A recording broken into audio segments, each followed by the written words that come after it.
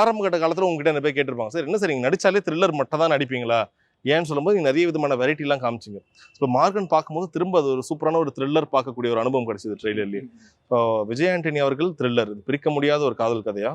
நான் பிரிந்து தான் ஆசைப்படுறேன். நான் பிரிஞ்சு வந்து நார்மலா ரொமான்டிக் உங்களை மாதிரிலாம் ஜாலியா ரொமான்ஸ் பண்ணணும்னு ஆசைப்படுறேன். பட் ஆனா எனக்கு நடக்க இல்ல இப்ப நல்ல ரோமியாவே மாறினீங்களே நீங்க, ரொமான்ஸ்லாம் வராதுன்னு சொல்லாதீங்க. இல்ல பண்றேன், ட்ரை பண்றேன். பட் முழு முதல் என்கரேஜ்மெண்ட் கிடைச்சாதான் நான் ஃபுல் டைம் ஹீரோ ஆக முடியும். அதனால வந்து அதுக்காக ஆந்துவையில் இருக்கும்போது லியோ ஒரு ஸ்கிரிப்ட் கொடுத்தாரு. லியோ ரொம்ப நாளா எனக்கு தெரியும் ஆக்சுவலி. ஐ திங்க் ஒரு 5-6 இயர்ஸா பழக்கம். லியோட டெக்னிக்கல் குவாலிட்டிஸ் ஆஸ் எடிட்டர் வந்து ஒரு wonderful editor. As a human being super. அவர் சொன்ன கதை சூப்பர், எல்லாமே சூப்பர்ன்றதுனால உடனே கேட்ட மறு செகண்டே எப்போ பண்ணிடலாம்னு கேட்டோம்ல, உடனே கமிட் பண்ணியாச்சு. ஓகே.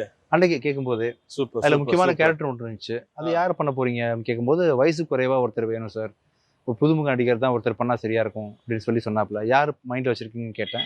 இன்னும் ஃபிகர் அவுட் பண்ணல சார், பார்த்துட்டு இருக்கோம்னு சொல்லி சொன்னாரு. அப்போ நான் வந்து அஜயோட போட்டோ கொடுத்து ஒர்க் அவுட் ஆகுமான்னு கேட்டேன். மீட் பண்ணாங்க, பிடிச்சிருந்துச்சு லியோக்கு அஜய் ரொம்ப. சரி ஓகே, ரெண்டு பேர் பிடிச்ச மனுஷங்க, திறமசாலிங்க லான்ச் பண்ணி விட்டுருவாமேன்னு சொல்லிட்டு டக்குன்னு அந்த கார்டு